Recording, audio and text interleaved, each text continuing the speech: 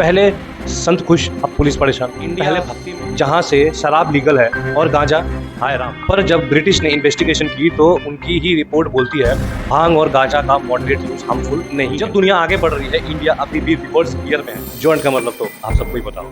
Legal करने का मतलब ये नहीं सब कुछ चिलम पकड़ा दो। लीगल करने का मतलब regulation, tax, jobs and medical facilities.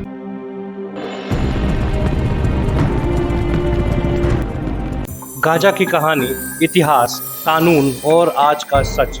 एक कड़वा सच जो कभी मीठा था। जब भारत की धरती पे पहला मंत्र उच्चारित हुआ था तब से लेके आज तक एक ऐसी घास है जो कभी विभूति थी और आज अपराध बन चुकी है। नाम है गांजा। पहले संत खुश अब पुलिस परेशान। पहले भक्ति में इस्तेमाल अब जेल में बवाल। इंडिया जहाँ से शराब लीगल है और गांजा हाय राम। चलिए शुरू करते हैं गांजा की कहानी। महाशिवरात्रि हो या होली, भांग के घोल के बिना सेलिब्रेशन अधूरा था। लेकिन एक दिन अंग्रेज आए टोपी पहने हुए और कह गए, ये क्या कर रहे हो तुम, इतना चिल भी मत करो भाई। पर जब ब्रिटिश ने इन्वेस्टिगेशन की तो उनकी ही रिपोर्ट बोलती है भांग और गांजा का मॉडरेट यूज हार्मफुल नहीं है। और फिर भी 100 साल बाद गांजा बंद हो गया। कम से कम दारू से तो ज़्यादा हार्मफुल नहीं। 1985 राजीव गांधी पीएम थे और अमेरिका ने वॉर ऑन ड्रग्स का नारा लगाया था। यूएन के प्रेशर में आके इंडिया ने पास किया एनडीपीएस एक्ट। NDPS act 1985। इस एक्ट में गांजा को कैटेगरी ए नार्कोटिक बना दिया गया, जिसका मतलब जेल का टिकट बिना रिटर्न का फिक्स था।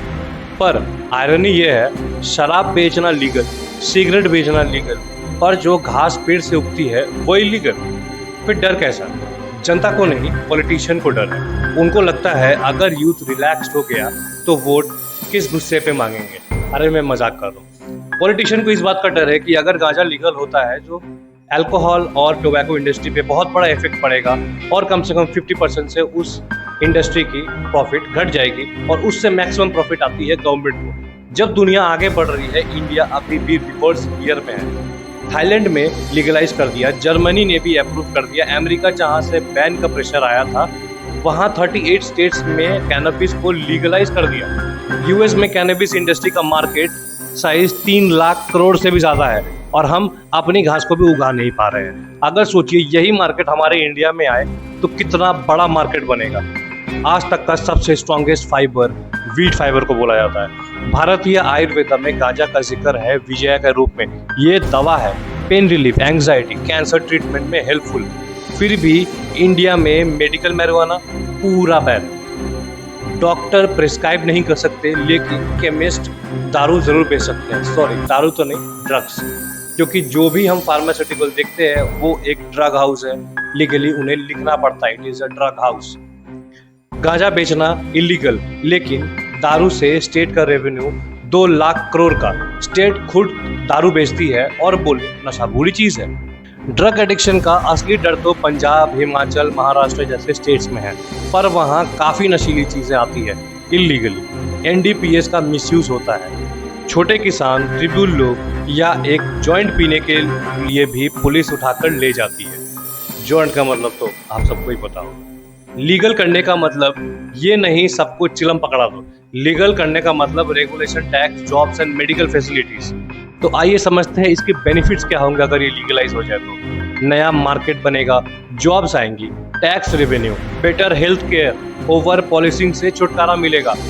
पर सबसे इम्पोर्टेंट, एक पुरानी धरोहर को सम्मान मिलना चाहिए जिसका जिक्र अथर्ववेदा में भी है। शिव का प्रसाद, भारत की विरासत और एक उपचारात्मक घास। वह सिर्फ जेल का टिकट नहीं, एक नया द्वार भी बन सकता है। तो आप बताओ, क्या गांजा को लीगल होना चाहिए या हम अंग्रेजों के बने कानून में ही उलझे रहेंगे?